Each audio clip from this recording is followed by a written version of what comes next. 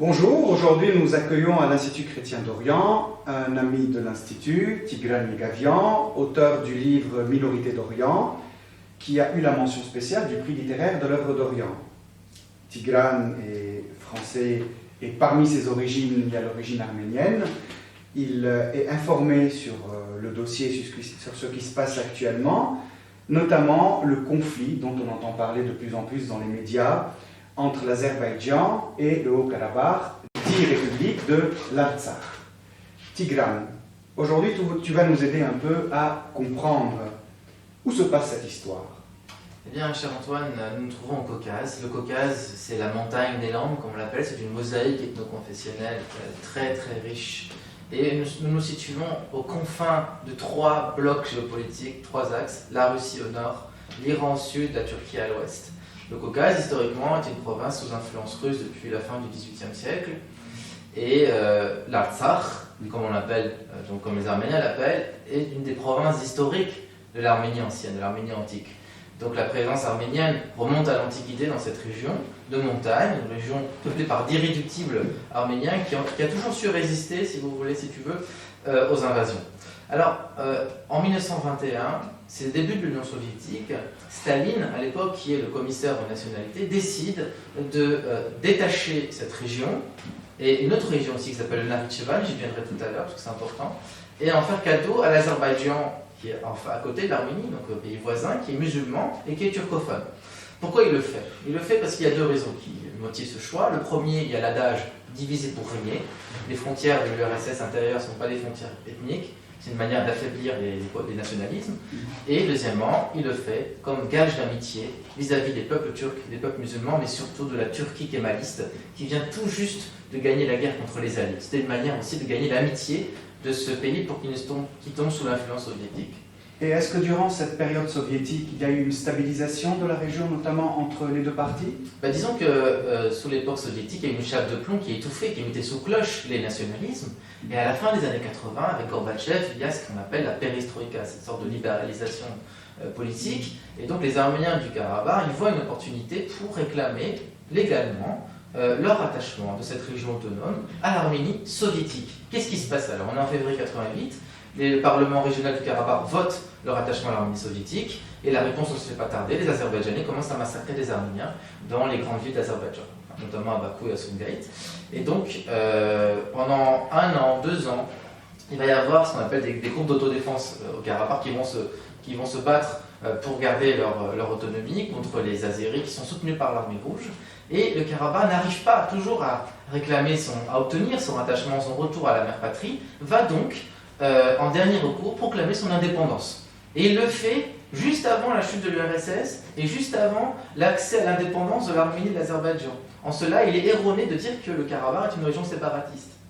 Parce que son indépendance, il l'obtient de l'Union soviétique. Voilà, le 2 septembre 1991, quelques semaines avant que les Arméniens et les Azéris fassent de même. Il y a eu une guerre en cette période? Nous avons une guerre qui commence à être une guerre chaude entre 91 jusqu'à 94. Alors, qu'est-ce qui se passe pendant cette guerre? Vous avez donc d'un côté l'armée azerbaïdjanaise qui veut absolument reconquérir ce territoire et chasser les Arméniens, et de l'autre les Arméniens du Karabakh, soutenus par l'Arménie, qui elle est devenue indépendante, mais qui officiellement n'est pas en guerre contre l'Azerbaïdjan, mais soutient ses frères, ses compatriotes du Karabakh.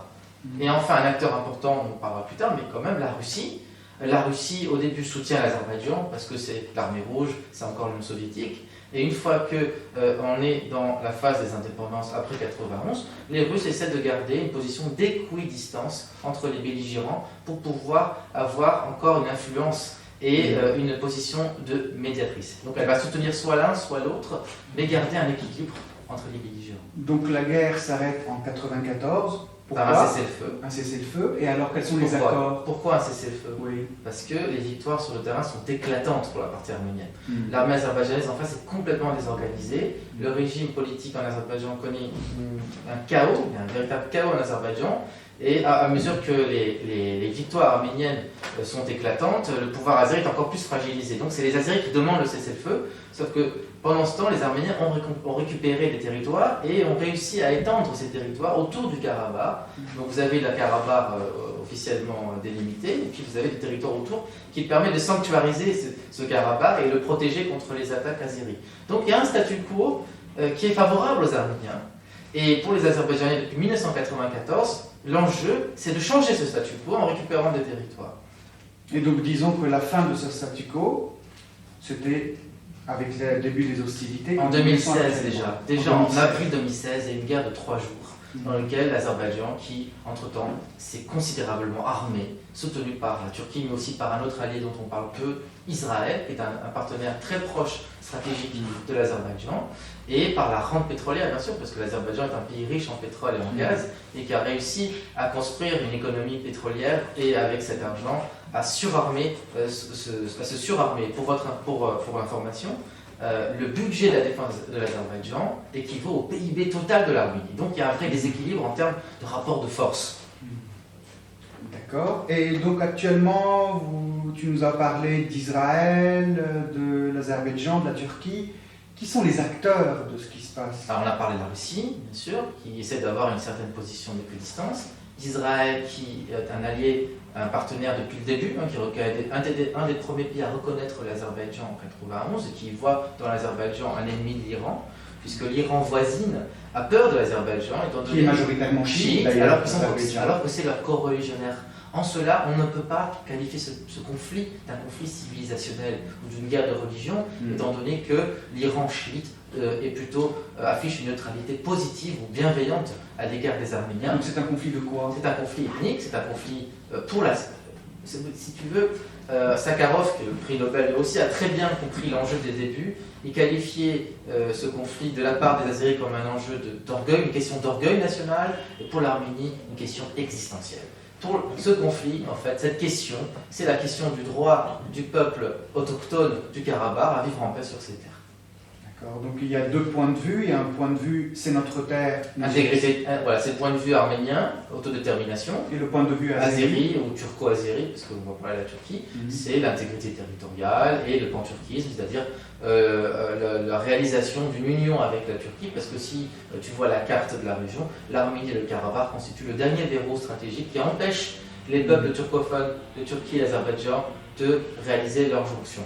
D'accord. Et qu'est-ce que cherche à faire la Turquie précisément dans son appui à l'Azerbaïdjan? Ça fait plusieurs années que le gouvernement, le président Erdogan, multiplie une politique erratique dans la région. On l'a vu en Syrie, on l'a vu même au Liban, en Libye, en mer Égée, au large de Chypre.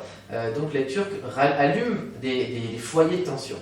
Ils le font pourquoi? Parce qu'ils sont en position économique de faiblesse et ils ont besoin d'exporter des conflits pour pouvoir être en mesure de négocier en position de force vis-à-vis de leur livre stratégique. Alors il y a une conjonction de facteurs. Côté azéri, la rente pétrolière va bientôt se terminer, donc il est urgent d'attaquer fort, de frapper très fort pour récupérer les territoires. C'est un enjeu politique intérieur parce que le pouvoir azéri est impopulaire.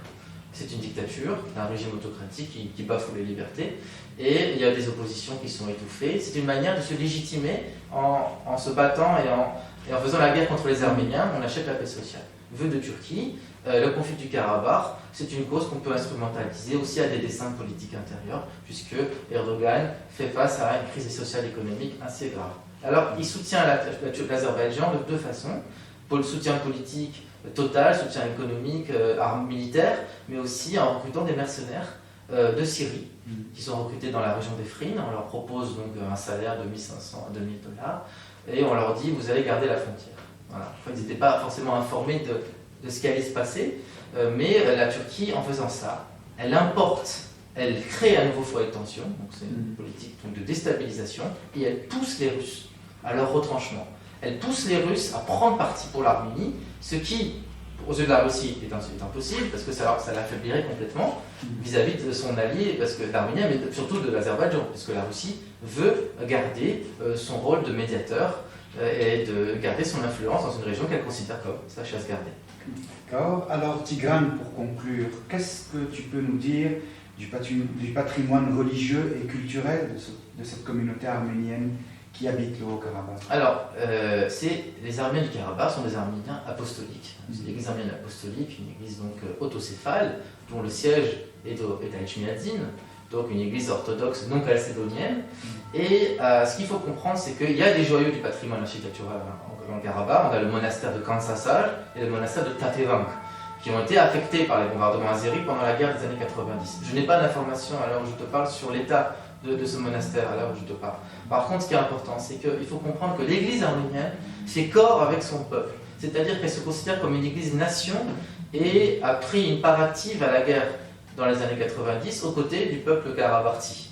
Il y a des photos qui peuvent choquer. On peut regarder dans les réseaux sociaux, par exemple, des prêtres en soutane avec une croix d'une main et une kalachnikov de l'autre. Ce sont des photos qui visent à marquer cet ancrage de l'Église avec son peuple et sa terre. C'est des photos qui ne peuvent pas forcément bien être perçues dans une opinion occidentale qui n'a pas l'habitude de ce genre de représentation.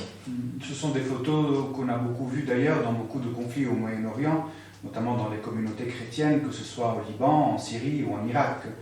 C'est une manière de faire qui est différente. Et enfin, je voudrais terminer sur une question qui est quand même très importante pour la mémoire arménienne et pour l'identité arménienne. Est-ce que certains Arméniens se rappellent de nouveau le génocide avec ce qui se passe aujourd'hui ou pas? Absolument. En fait, le Premier ministre d'Arménie, Nicole Pachinian, a été très clair là-dessus.